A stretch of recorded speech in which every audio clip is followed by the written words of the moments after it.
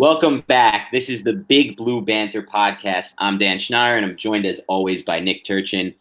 As usual on the Big Blue Banter podcast, we try to aim to break down the All-22 coaches film, mix that with analytics and a little bit of the eye test. Today, we're going to be breaking down the Giants' defensive front, and that means the edge guys, the outside linebackers, the defensive line, interior guys.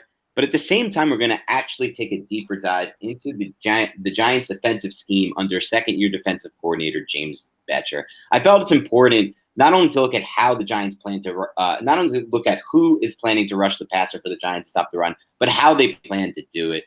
From my understanding of the James Bettcher defense, the objective is not to have one or two elite edge guys, but instead to have a host of players who can create pressure on any given snap.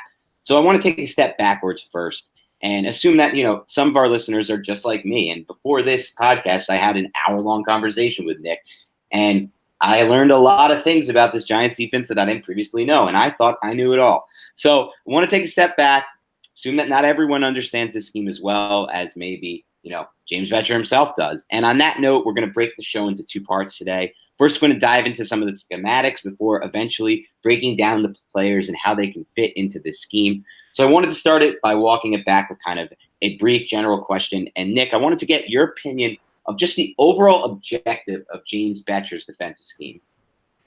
I think it's an aggressive amoeba or positionless type defense, not totally positionless. Nothing is totally positionless, but the goal is to combat the spread elements that have come into the NFL. So we're talking about zone blocking scheme to basically spreading the field and defending the whole field. How do you defend the whole field?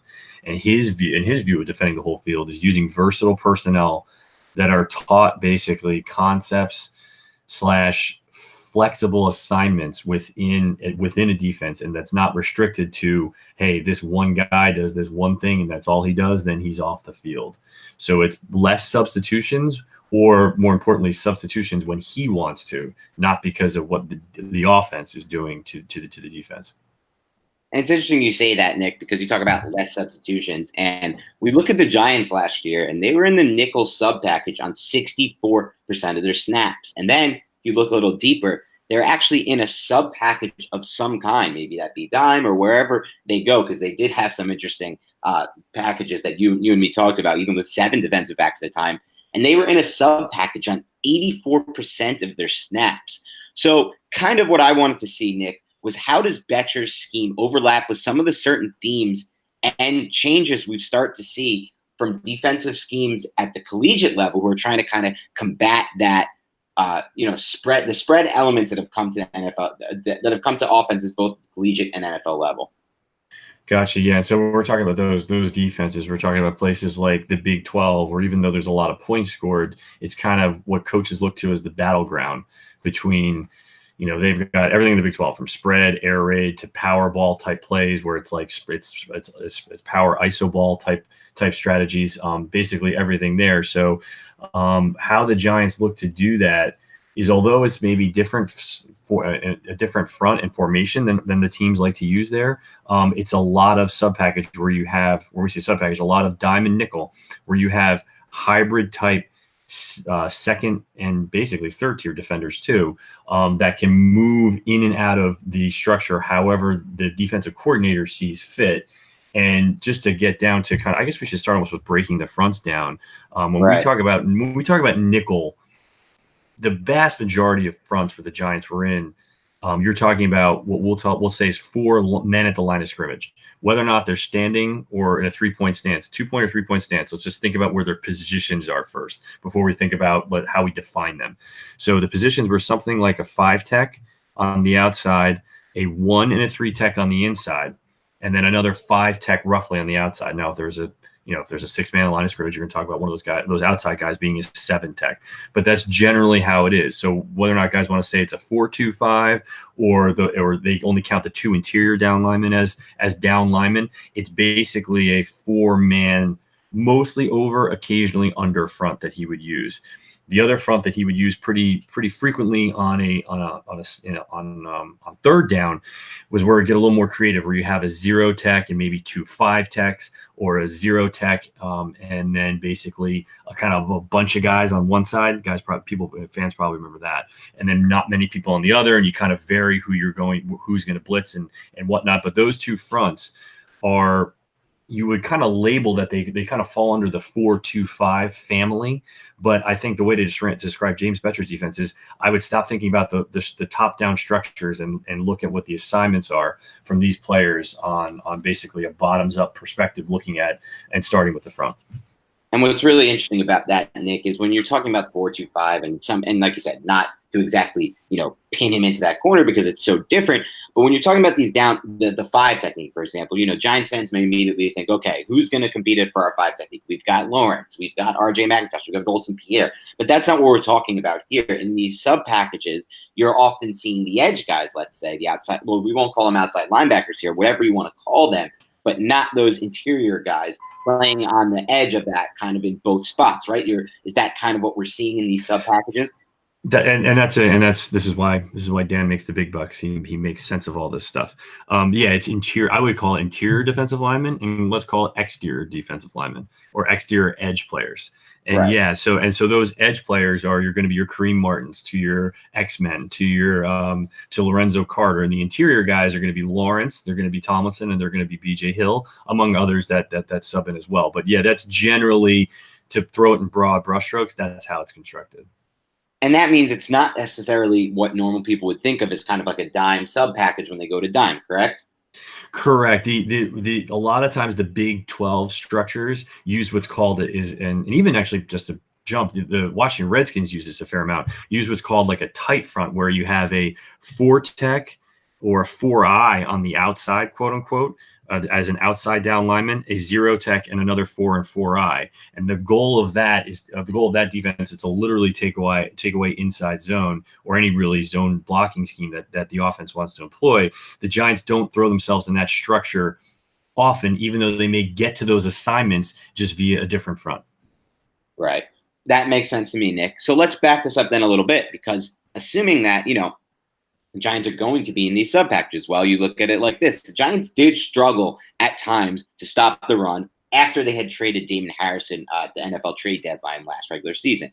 Same time, they also flashed towards the end of the season at some points. So my question for you is, the Giants have the personnel in place right now to stay consistent against the run, especially when they're so often in these sub packages? And so that's a great question, and something that, I really like the Lawrence pick from a kind of a wild card, interesting upside perspective. But I kind of did lose sight a little bit when he was initially drafted that the Giants were hurting on an interior line perspective against the run last year. I think that, at times you saw BJ Hill, really because it was his first year, I think, his play strength waned at the end of the year. That happens to a lot of guys in their rookie year. I think you saw Tomlinson kind of wane a little bit in his gap and being gap sound. He made a lot of great plays athletically, but in terms of actually occupying interior blocking combinations, which is kind of really important. And why it's important is because you want to keep those interior linemen from climbing to the second level, because if you're going to have undersized second tier, you don't want those guys getting taken advantage of size-wise from let's call it a 310-pound, interior guard going to the second level, going against Alec Ogletree, for example. He's 225, 30 pounds. That's what you're trying to help. So you're trying to avoid. And so I think that overall, they had a pretty solid line or rotation of interior D linemen, but adding Lawrence is going to be super important because he's maybe not the best occupier, just as to make a bland statement, but he's a big guy that's very powerful. So he actually he's a big threat to get downhill. That's going to occupy those interior linemen. Interesting, and I like that, and I think that's going to be really interesting to see how he kind of fits there. But from taking it from a different level here, we know the Giants, like I said, like we talked about, they're going to be in sub package a lot. That's kind of where this defense is moving. So from that standpoint, Mark Schofield did an interesting piece on how the Pats are kind of moving in a similar direction. Now, their scheme is not the same as the Giants, and Nick made that very clear to me on our talk for this podcast, because it was a little bit confusing to me, and I know that might be confusing to other people. But at the same time, from a roster construction standpoint, the teams might be moving in a similar direction. You look at the Pats, who didn't even really consider paying Trey Flowers, who was honestly one of the best edge pass rushers in the NFL last year. And instead they're focusing on scheming pressure in different ways, in different sub packages. And in that same way, the Pats are focusing a lot of their assets in the defensive backfield, both via the draft this year and last year, and through some of their free agent signings. Now, you look at the Giants and you flip it over to there, and it seems like they're kind of set in a very similar way. They have their three-man line. We've seen them make very similar decisions, like moving on from their two highest paid edge guys, Jason Pierre-Paul and Olivier Vernon, in a matter of 2 offseasons, and then obviously Damon Harrison, while at the same time loading up in the secondary. They've used a 2018 third-round supplemental pick, a first-round pick, a fourth-round pick. They traded for Joe Peppers, a former first-rounder, and they brought in Corey Ballantyne. So my question for you, Nick, would it be, is it safe to say the Giants are kind of moving in this direction? I know it's not the same, but in this direction on defense. And if so, can you kind of talk about how this construction of defense can, achieve that element of surprise on any given snap that might give the Giants an advantage from a pass rush standpoint? Yeah, and that's a good way to look at it. A great question, and something that I'm not going to lie, as a guy who watches tape, it was great to step away from the Giants season and go evaluate something else, then come back to this after the Giants have done all of their basically roster moves, right? The rosters are pretty well set for camp. And so now we see from a team building perspective, I think that's really what Dan's kind of getting at, is from a team building perspective, what do they think? And yeah, I absolutely think that within what they're looking for, the theme that I see with the guys that they drafted and the guys that they brought in from a free agency perspective is they brought in high motor guys that motor is interesting in pass rushers. It's not just effort. It's the ability to continue on and play through contact.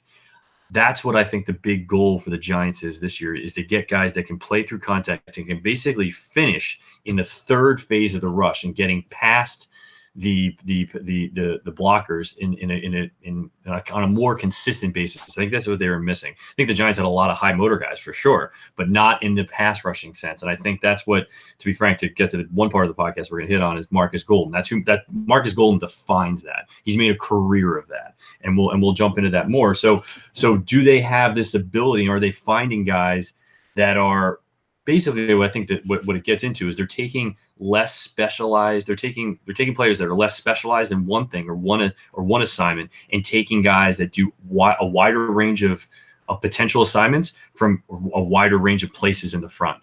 That's what that's what they're building right now. Now the only guy the most restrictive guy actually is, I would say, is O'Shane, is the X-Man in terms of him playing one position in college, and he was asked to do one thing. It was pretty straightforward. So he's the guy where it's gonna be a big jump for him, but that's okay because he wasn't asked to do it in college. We'll see if he can do it in the NFL. Outside of that, all these other players that they've acquired are really pretty versatile, all also having high motors.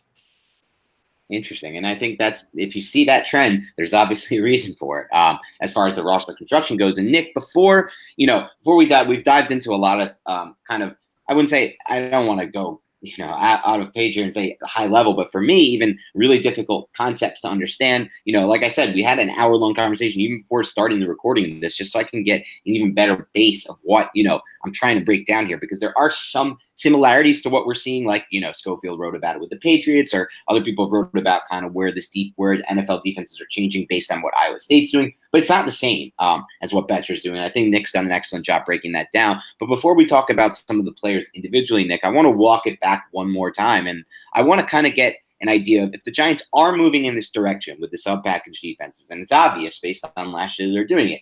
And, a case can be made they're going to move even further in that direction this year because now they have so much more talent in the secondary. So with that said, what positions, and it's more of a basic question, but I think it's important to kind of establish, Nick, what positions and what players in the base front seven, come off the field when the Giants do go to this nickel sub-package, and also when they go to any other sub-package? Yeah, that's a good way to say it. Actually, Schatz over at Football Outsiders just today tweeted that in the Football Outsiders Almanac, it just occurred to him that he should stop referring to the front seven as the front seven and it'd be the front six. So okay. Within this front six, it's really interesting, right? Like we just we're having this conversation today. It's funny. Yeah, right. Anyway, so who comes off? So one thing that I would say is that from a brushstrokes perspective, for the majority of snaps, first through third down, you're going to see 2 outside edge guys like we talked about in the 4-man front, and 2 interior guys.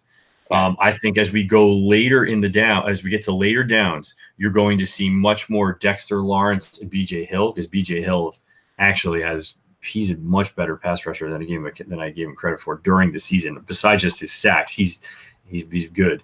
And I think you're going to see less of Dalvin Tomlinson. Right.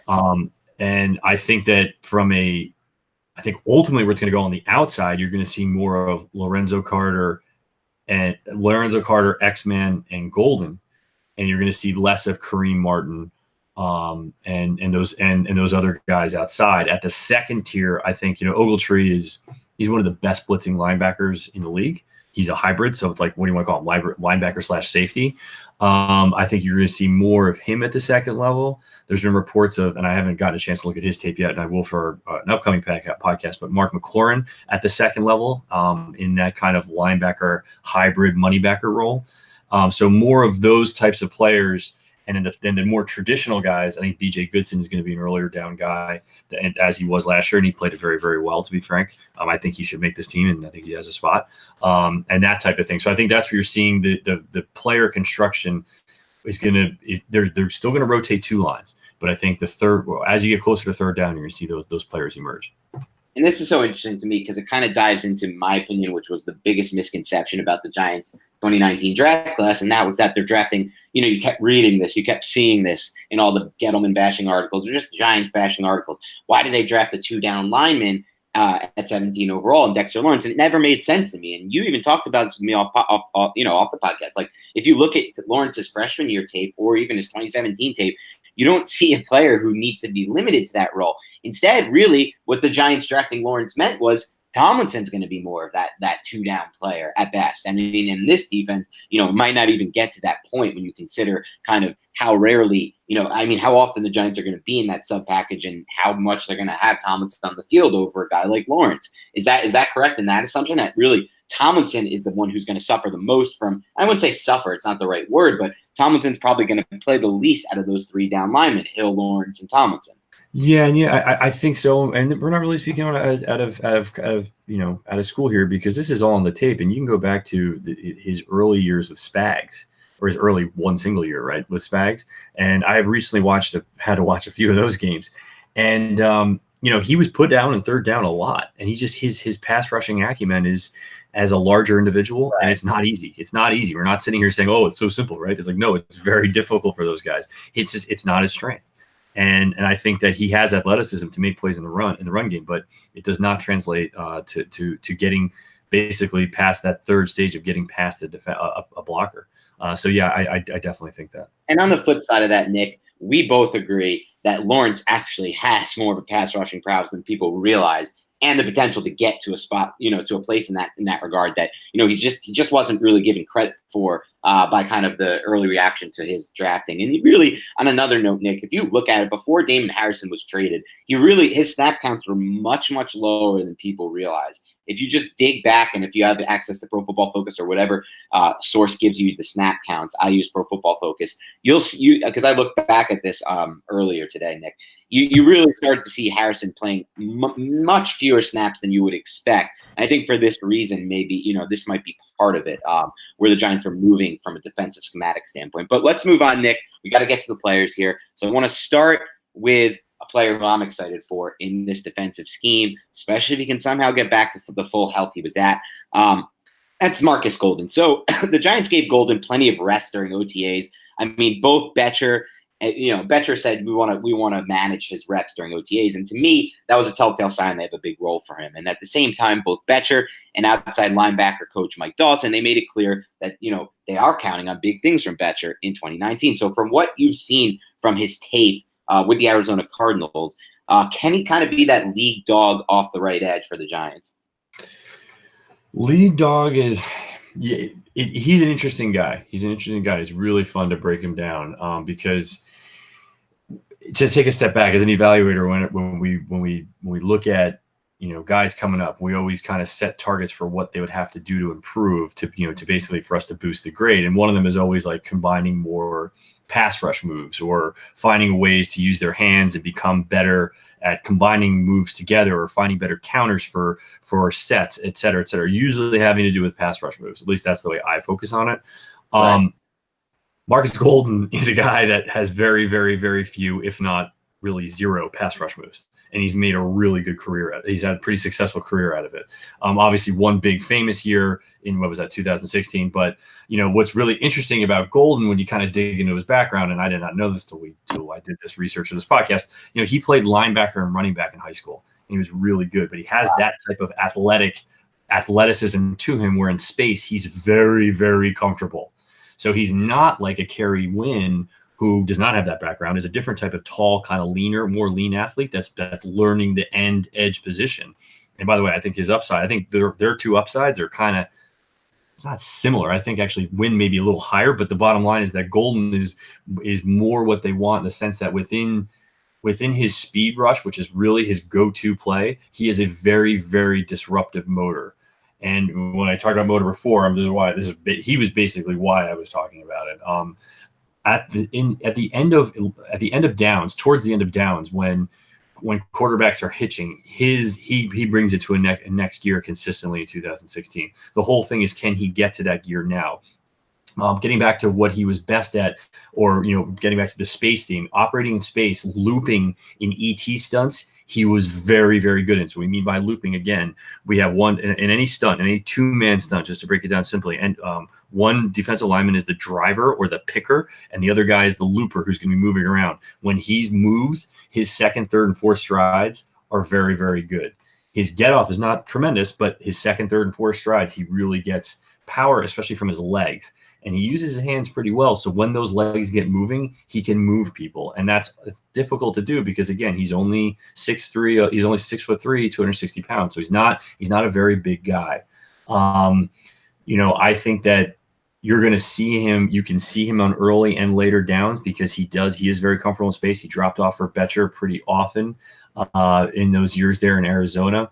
I think that, overall for me, I projected that he's a role player for sure on teams. I'm not sure if he's a starter really at this point in his career, but if guys immediately would say, hey, that's what Connor Barwin was last year, I'm going to say this is literally if Connor Barwin had more athleticism, a lot more juice, and was on steroids. That's how Marcus Golden is. And he will make his presence known. The whole thing is, can he be healthy and can he get back to that level where, within the stunts, the twists, and the line games that they play, he's kind of the go-to guy, and I think he can.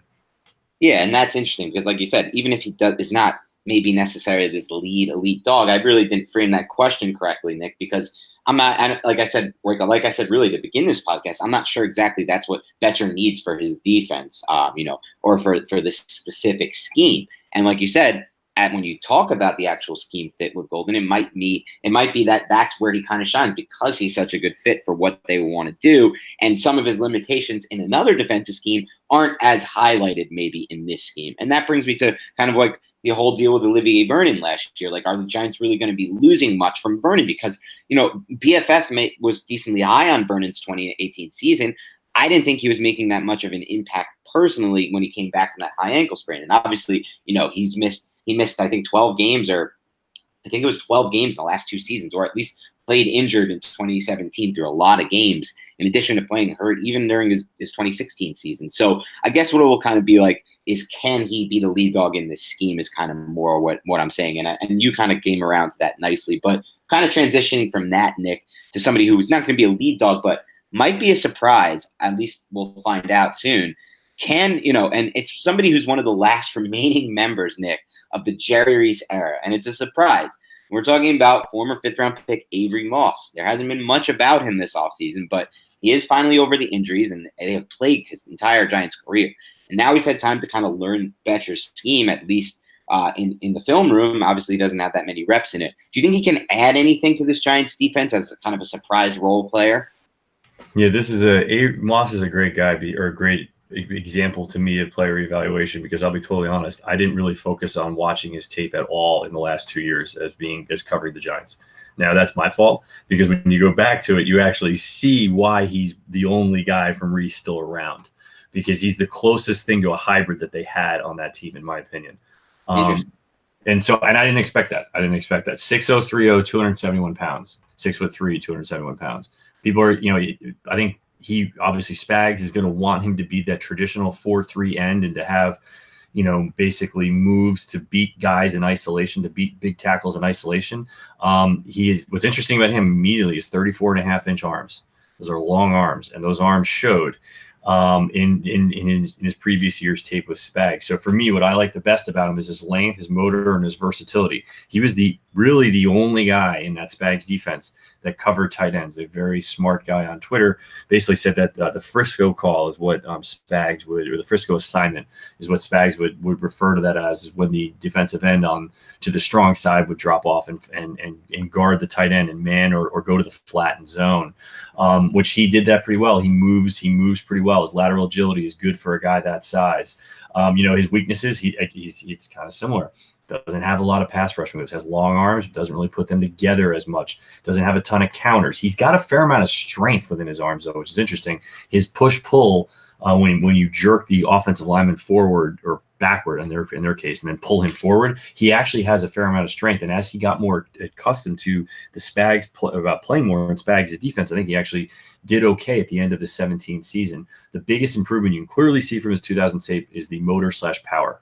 And so I know he was really kind of buried last year, but someone where, for me, I know a lot of guys are saying, hey, he's going to be the next one to be cut, or he's just the last guy to be cut. I think there's a reason he's still around, and I think he's got a good shot at making this roster because of his length and because of his sneaky versatility, even though he came from that kind of more rigid 4-3 Spags defense. Interesting. And like you said, like you broke down earlier, kind of just from the schematic standpoint, having these type of guys who can be more versatile on that edge, especially with how much sub package they're playing, is going to be valuable. So keep an eye on Moss, who's kind of been counted out, but it shouldn't surprise you that he's still on the roster from that Reese era. But Nick, another one of these kind of under the radar players, and this was more of an under the radar free agent signing from this off season, was Olsen Pierre. And during Olsen Pierre's final season with James Betcher in Arizona in 2017, he delivered a surprising number of quarterback pressures on a per snap basis. That's according to Pro Football Focus. In your perspective, what can Pierre bring to the Giants in 2019, and where will he actually fit in this defensive scheme? Pierre is an interesting guy because he's he's from Linden, New Jersey, so he's a local guy, which is kind of cool. Good to see him come back home. These dimensions and their body types are really important for this. He's 6'0", 5'0", 6'5", 293 pounds. So he's kind of too big for an edge position, but he's not really as big as most of the other players that play inside, if we want to break it down, those two groups from earlier in the podcast. Watching his tape has been interesting. He's been a little bit of a journeyman. He found a little bit of success with Betcher. Guys have labeled him, scouts have labeled him as the most traditional two-gapping 5-tech in a base 3-4 front. So what we mean by that is a guy that is playing in the 5-tech position, but with an outside linebacker outside of him in that rigid 3-4 structure. Right. What I don't want to paint him with that brush, but I can absolutely see that because his best traits are his functional and play strength. He's a occupier. He can take the guy in front of him and move him. Where I saw him in the run, in the run game, he has light feet. He's got some arm length. He's got moderately high motor, but he's not. It's not like he's dominant in one way or the other. I'm not sure if he can play inside consistently. I think that he would be a good rotational guy for the Giants, and that's kind of his upside.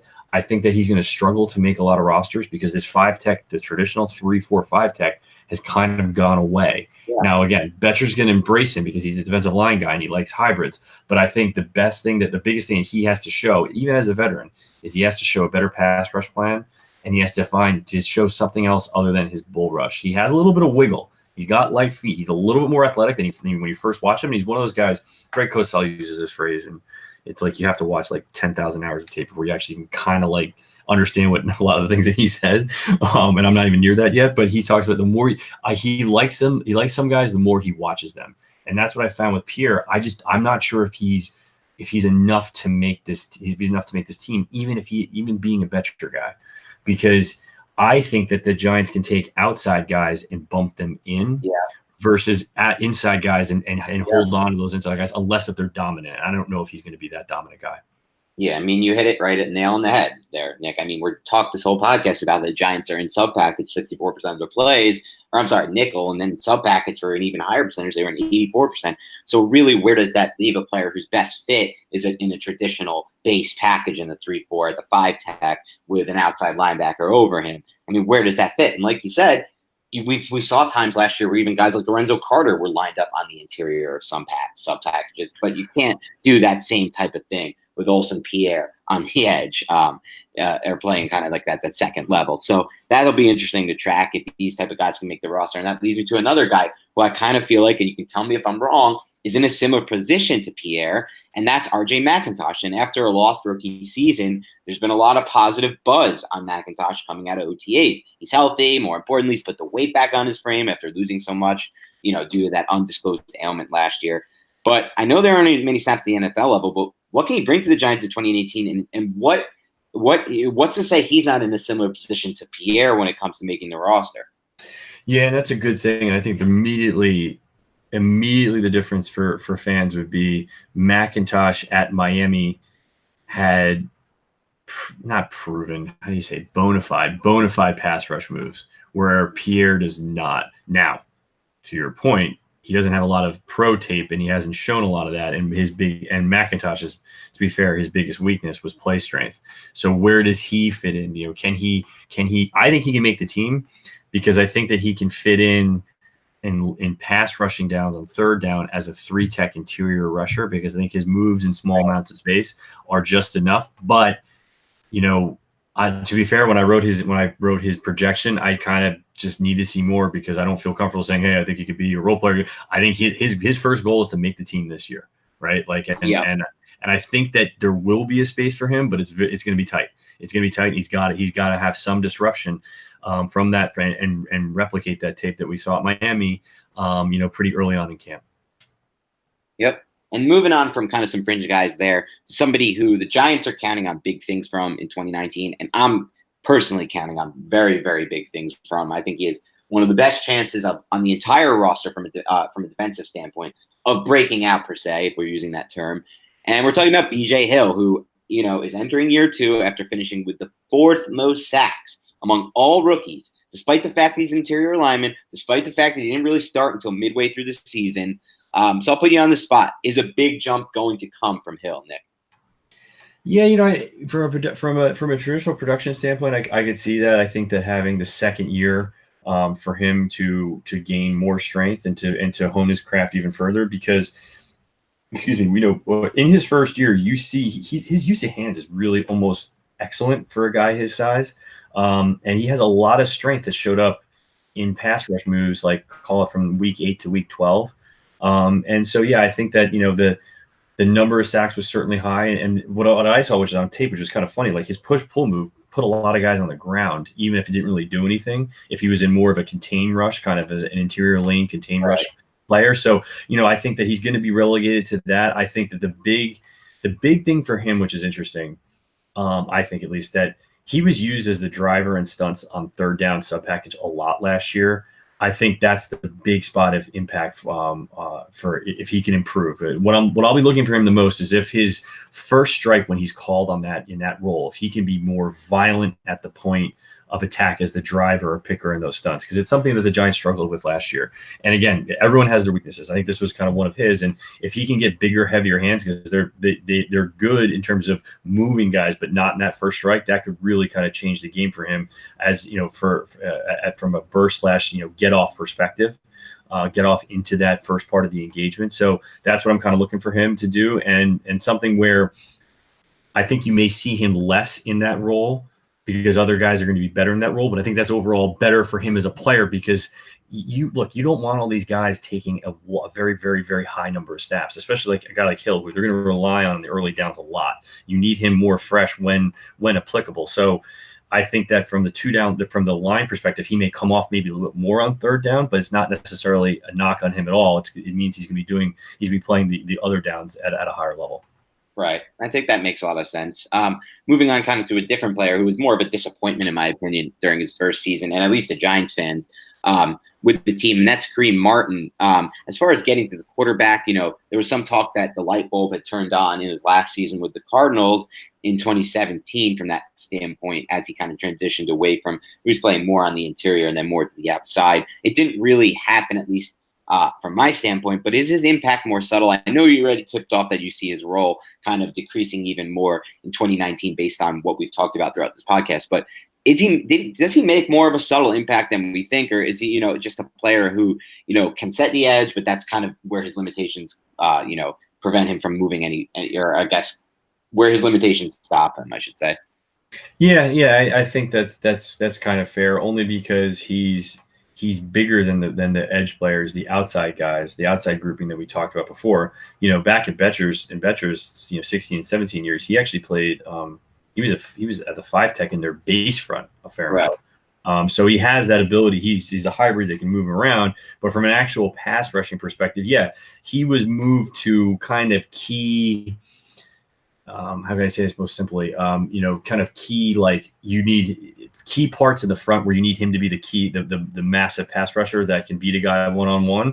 And he didn't beat them one-on-one as cleanly as you would want. I mean, that's just really the best way to say it. I think that his speed to power rush is pretty solid. I think that his length is certainly there. He had a lot of key pass deflections that guys kind of didn't give him credit for. And I kind of think that he's a little bit better than you realize, but I do see a second, if you want to call him a second line, that kind of, I don't think he's your premier outside rusher. And so at that case, does he need kind of a big year? Yeah, I think he does. And that absolutely can happen.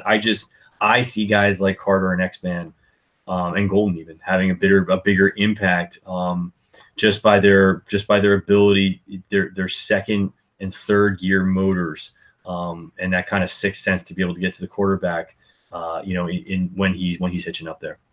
Well, we saved the best for last then, Nick, because you just mentioned him, and obviously a lot of fans want to know about him, and I think he will be a key piece to this defense if this defense is to be successful in 2019, and that's Lorenzo Carter, who ran almost exclusively as the starting left outside linebacker during OTAs, former third-round pick, incredible speed for his size. I think he ran a 4.59 if I'm not mistaken, and 250 pounds.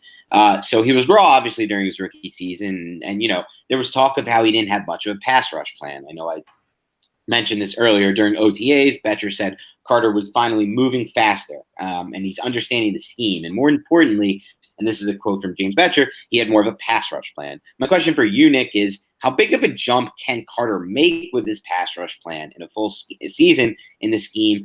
And does it matter? Is there just going to be other ways for him to get to affect the passing game without necessarily having all these different pass rush moves? And kind of over the next few months, will it become obvious to Giants fans that he has taken this leap forward, or is it something we're going to have to wait for? I think for a player like him, it's going to come in stages. And so this was a great question brought to us online, and I think we thought of it right too. Like, we want to talk about this guy, and it gets into kind of interesting conversation about player development. And player development is, like, from the media perspective, I think it's one of the most overlooked aspects of scouting to following the NFL, right? Like, a guy comes in, he needs to develop in these certain areas, and then it's very hard to follow up on those areas because it means watching a lot of NFL tape where he's not doing a whole lot, and to see if that player is coming along as they should, or where should they come along, or do the players even improve at all? Right. I just mentioned Marcus Golden. To be fair, I would tell everything this to his face. He doesn't have a pass rush move. I haven't seen his ability to bend is anyway. So, but he's still successful. It doesn't mean he's not going to be successful. So in Carter's perspective, I started to look at different comps, like player comps, that is, like, other guys coming out of Georgia. And the big guy that everyone look at, I think, is Leonard Floyd, right? Guy goes to Chicago. Guy's playing in a very, very similar Vic Fangio kind of, as an outside edge rusher. How did he progress over years, and how did he add to his game? Because from a frame perspective, they're similar. From a trait perspective, they're a little different. We're going to get into that right now. But overall, where did he improve? And so if you go back, and the cool way to do this, I think, is if you look at multiple years tapes against like opponents, and even if those opponents are not the exact same tackle that they're going up against, you can see them against guys that are somewhat similar, or at least consistency in offensive line coaches, meaning they're going to be showing you the same level of sets and basically doing the same type of thing. So I watched his game against the Green Bay Packers in 16, 17, and 18. And what you see is three different kind of stages. And in the first year, in 2016, and it reminded me a little bit of what Betcher said in the quote that Dan read, Leonard Floyd's get off is like epic. And his whole thing was just getting up the field as fast as possible. And he's very, very twitchy. He's much twitchier than Carter. And his whole thing was, how can I basically create as much disruption and basically dance around this tackle as fast as I can?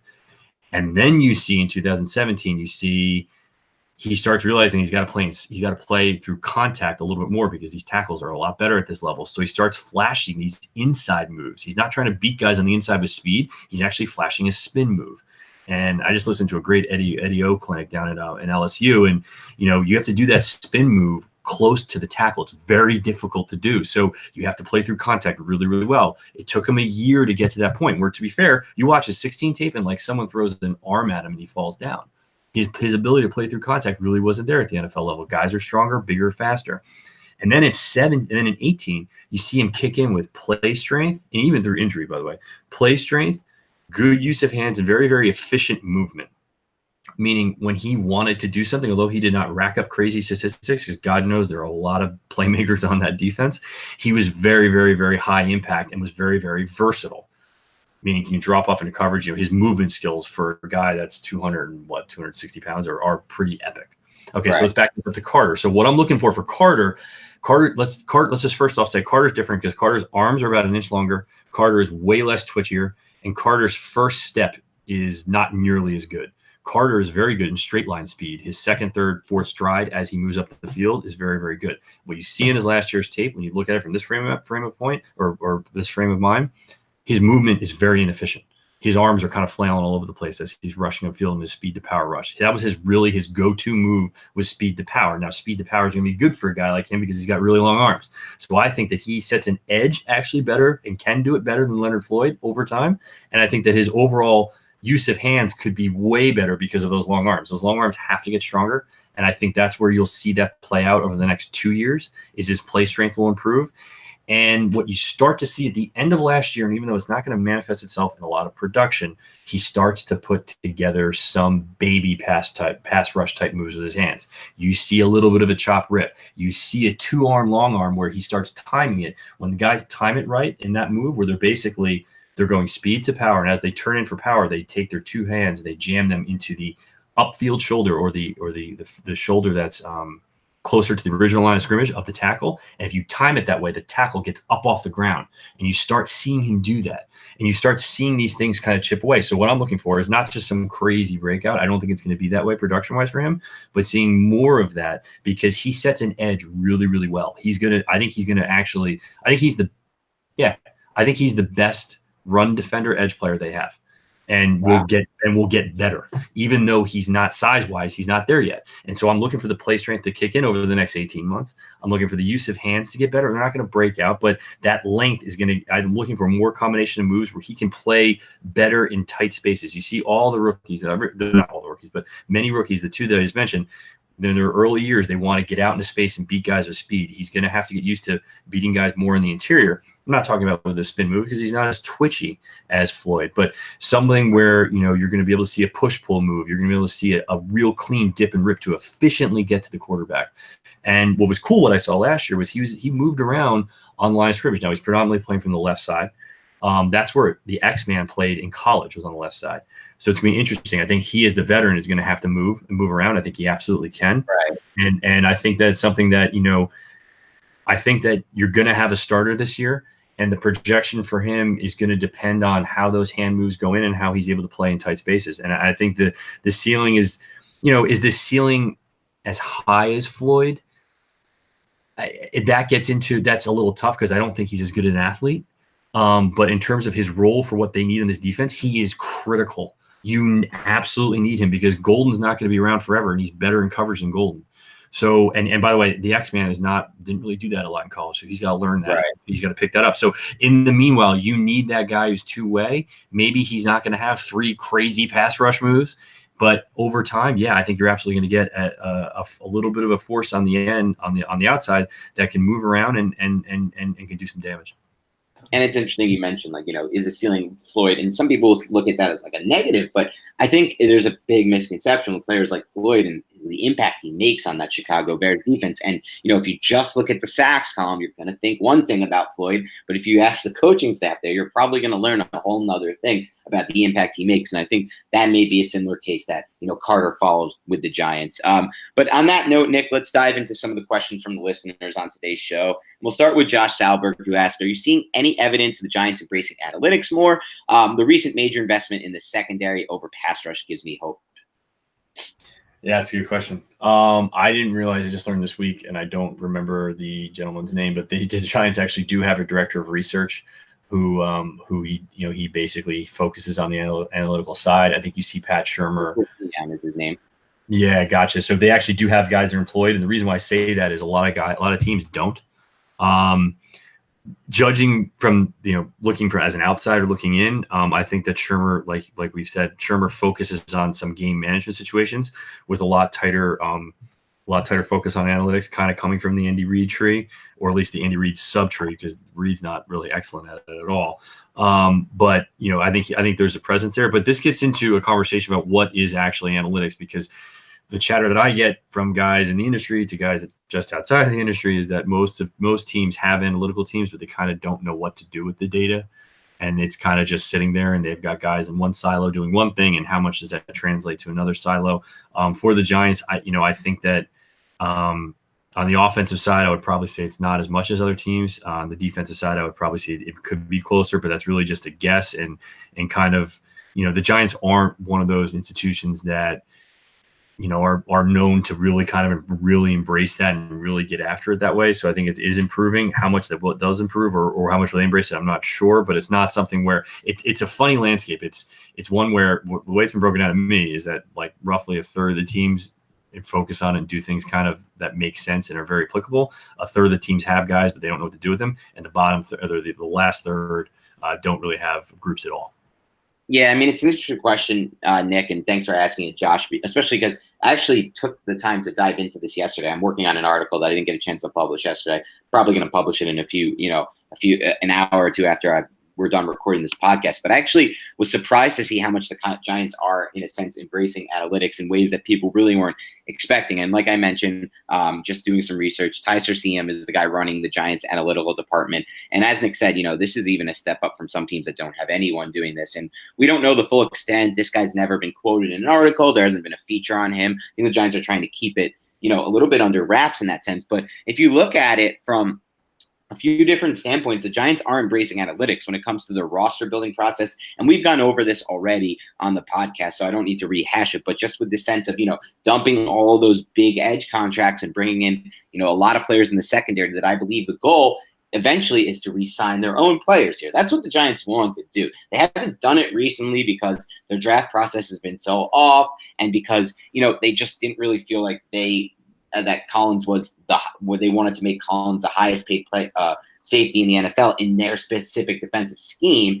But with the exception of that, they really haven't let too many other of their hits from the roster building standpoint through the draft leave via free agency. I mean, they let Richburg and Pugh go last offseason, but come on, Richburg was awful in San Francisco after signing his contract. Pugh was injured again after signing with the Cardinals. So really there aren't too many examples of that. So if you look at kind of the roster construction, the way they're shifting, going for focusing on secondary over kind of those edge guys, but also in the sense of their defensive scheme. And that works in hand with hiring a guy like James Betcher and with what he's doing from a schematic standpoint, using analytics to kind of shape that, as we've talked about in this podcast. But really, it also kind of dives into their in-game strategy. And you look at it, and actually an analytical study that was done by Ben Baldwin, who a really interesting follow on Twitter.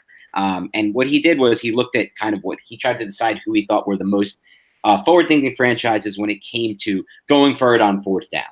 And the analytics dictate, that in certain situations where the Giants and any other offenses should go for it on fourth down based on the analytics, the Giants adhered to this more than almost any other team in the NFL in 2018 in Shurmur's first season. The Giants were, from this standpoint, they went for it on fourth down in the sense, the fourth most times Sorry, I'm trying to explain this in easier terms to understand. Let's back it up.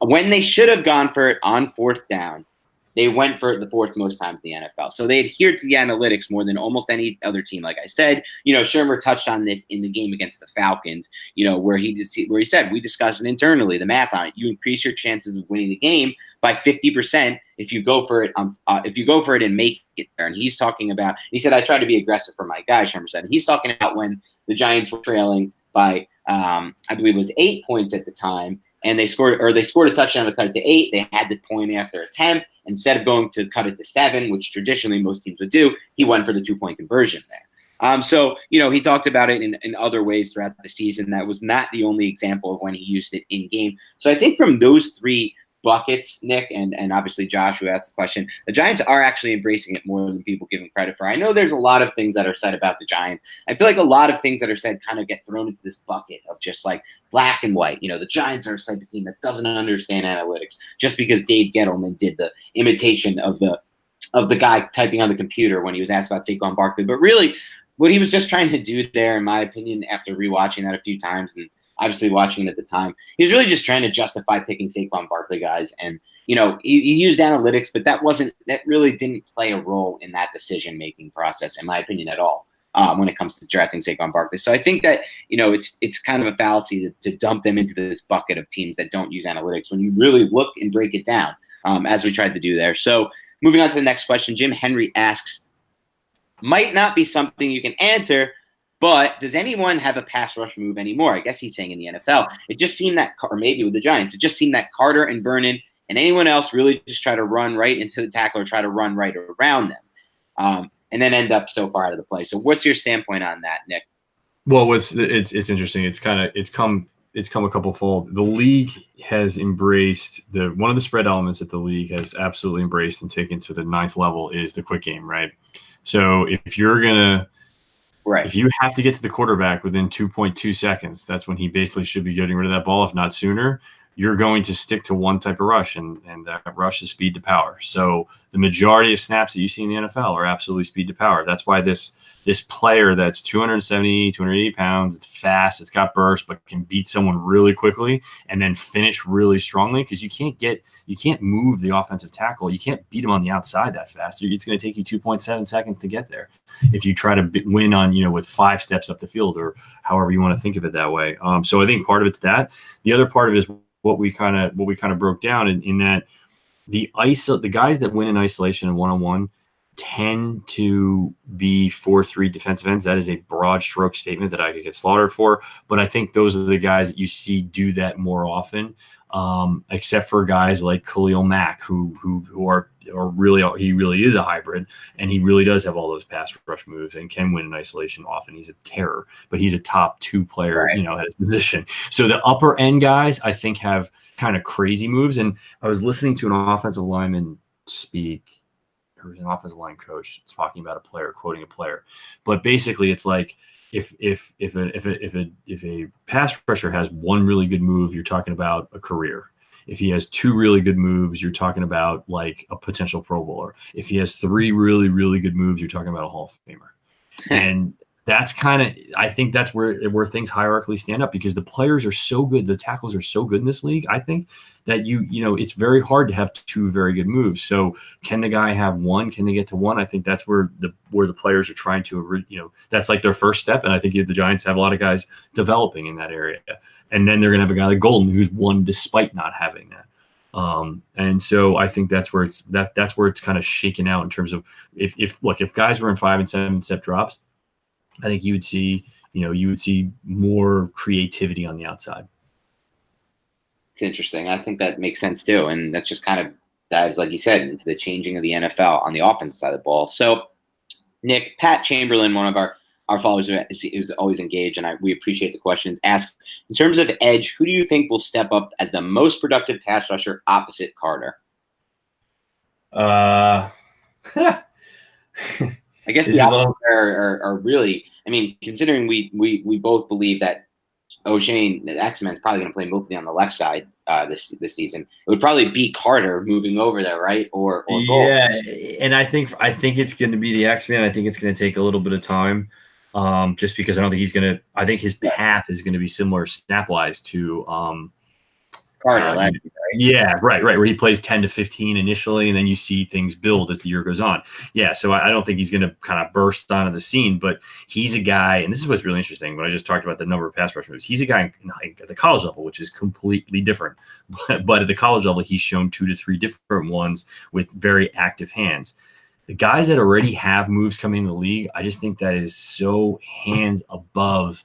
You're just so far ahead because you know that the guy has the ability to do one thing at a lower level and then move on to another.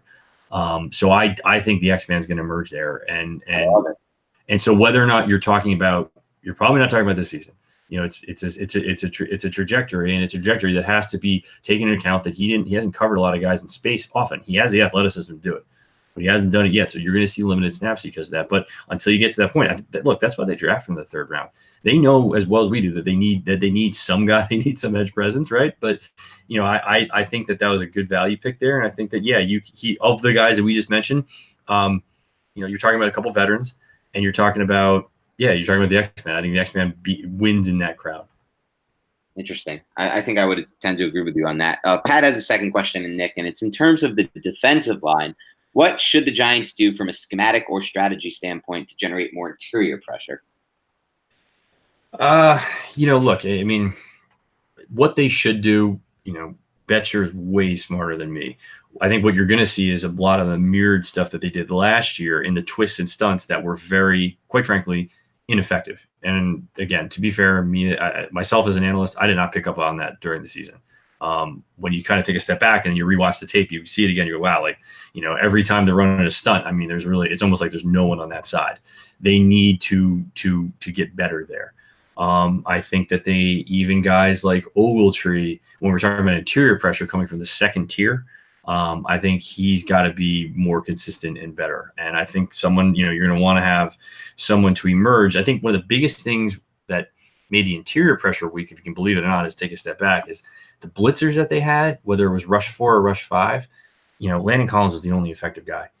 Every other defensive back last year was very ineffective. Now that's kind of normal amongst the group that they had, the undrafted free agents and later round picks in the secondary. You need guys that can actually be effective, and it takes a while. It's not easy for secondary guys to get to that point, to basically be able to play through contact well. It's very hard, especially as an undersized guy. So I think that will actually help their interior rush because it's going to draw more interior one-on-one matchups.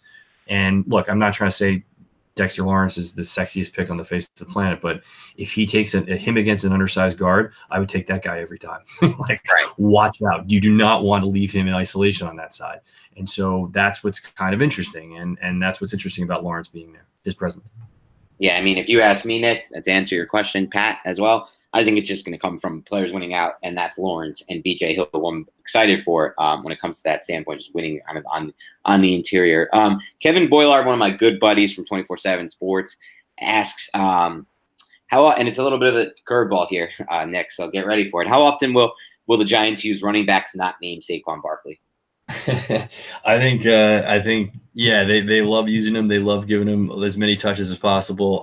I think they're going to continue that way until someone else emerges. I do think RB3 is very important, but until they actually limit his quote unquote touches or snaps and kind of split it evenly between receptions, like I think they quote unquote should, and I'm just an idiot with Wi-Fi.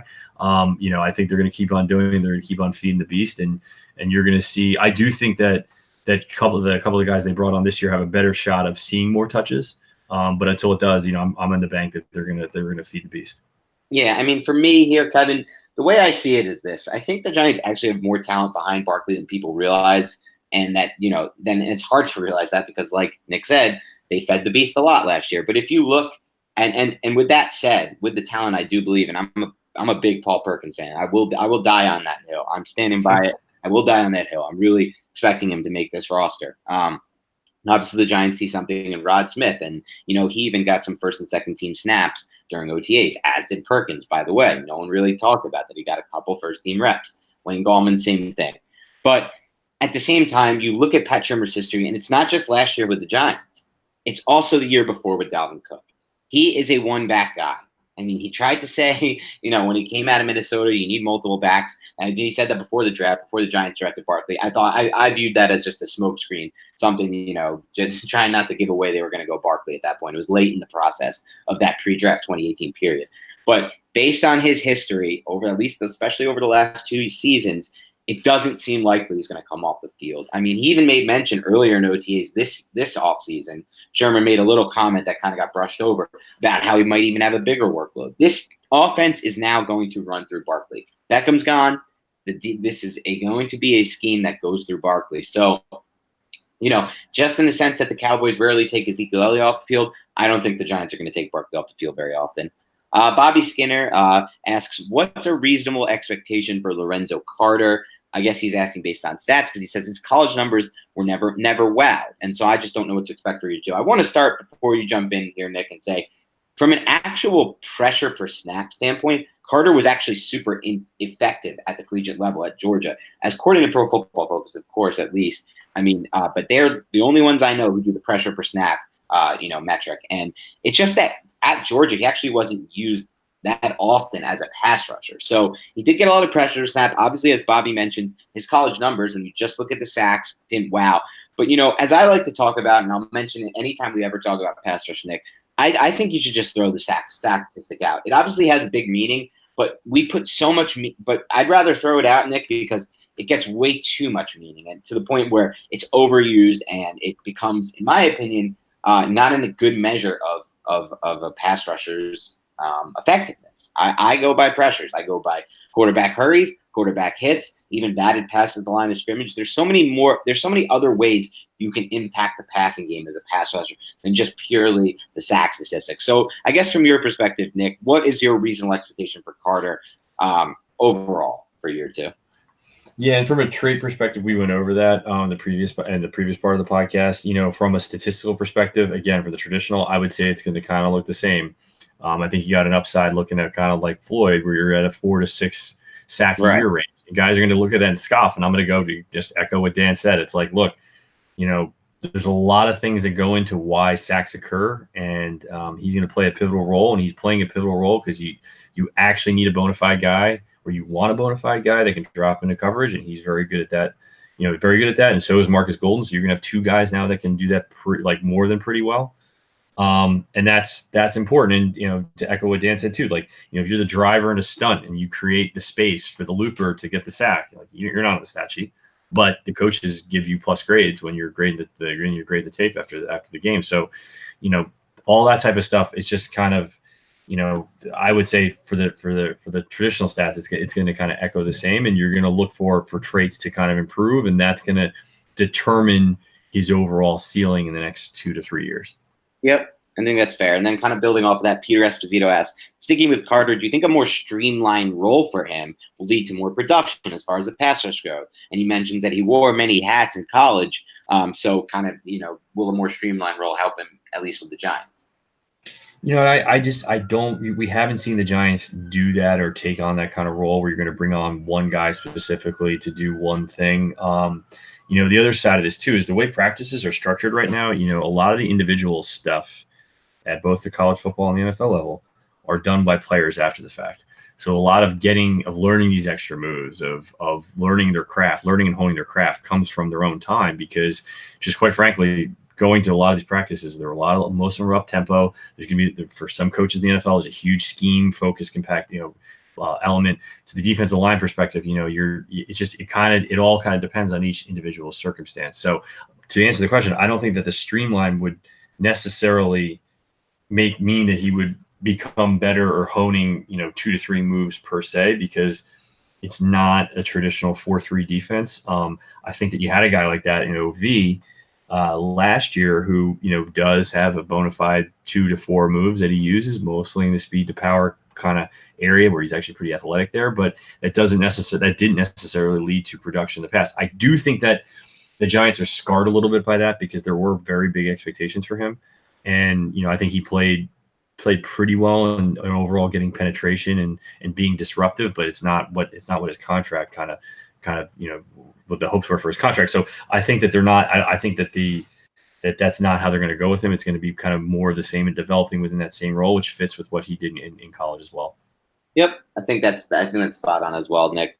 One final question before we sign off here is from Adam Johnson, and it's another one kind of off topic from the podcast, but like I said, we welcome that. Any question goes on this podcast. And Says, fellas, how do you think this upgraded O-line can be? Do you think they can be a top 10 offensive line in the NFL? If so, with an upgraded line to an improved offense without Odell, how good can the offense actually be? Yeah, hey, in terms of being a top 10, like I keep on going back to this example in my head. Like the Eagles in 2016 through 2017 went from like a good veteran offensive line to a top 5 offensive line in the NFL to then one last year that couldn't deal with stunts to save their life. So where were they? Middle, with injuries and whatnot and everything. So were they middle of the pack? I think that so much of the performance is based upon a lot of factors that are not necessarily that are subjective, and that I think that the Giants and any team for that matter can be a top unit besides like the bottom third. And I think the Giants made a lot of key improvements.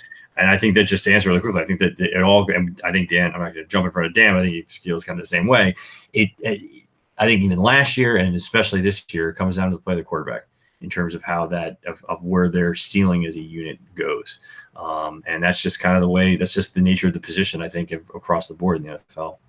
Yeah, I mean, Nick just said, not to speak for Dan, but he's spot on. I mean, we've gone over this before, so it shouldn't come as no surprise to me. As far as the offense, in both regards, as far as the offensive line goes, I agree with Nick. Like, you just brought up a great point. I didn't hear that one yet, but you really do look at that progression of that Eagles O-line. It is interesting to see, like, how can an offensive line be so dominant and then get to a point where they were at times during the 2018 season. Now, adding Kevin Zeitler, I think, was the biggest offseason acquisition the Giants made. I actually think nobody talks about offensive linemen like this, but to me, it was one of the best off-season acquisitions by any team. I know there's different varying degrees of what you think would qualify, what people may think would qualify as the best off-season move. But I thought Vernon was a bad contract, guys. I mean, let's be honest. Maybe when he's healthy at times he's awesome, but the guy's been injured in 3 straight seasons. They dumped that contract and brought back Kevin Zeitler, a guy who's never injured. He started 91 of 92 games since entering the NFL. And last year, he was the number 1 ranked pass blocker according to Pro Football Focus. I know people have their own opinion of where they rank, but, 5th best overall guard. And according to most people outside of Pro Football Focus, analysts I've read, guys who break down O-line film, different ways to interpret offensive line play. They all view Zeitler as a top 5, top 6, at worst top 10 offensive guard. So you add that to the mix. You add Remmers, who is a definite upgrade over Chad Wheeler. I'm sorry to say, Remmers really doesn't have to be that good to be an upgrade over Wheeler. You guys have heard our opinion of Wheeler. And in addition to that, he was Pro Football Focus's, I think he was the 3rd or 4th worst offensive tackle in the NFL, even ranked behind Eric Flowers for that matter. You had those 2 guys. Hopefully Jalapeo's an upgrade. At worst, you get Pulley back in there, who, was decent down the stretch for the Giants.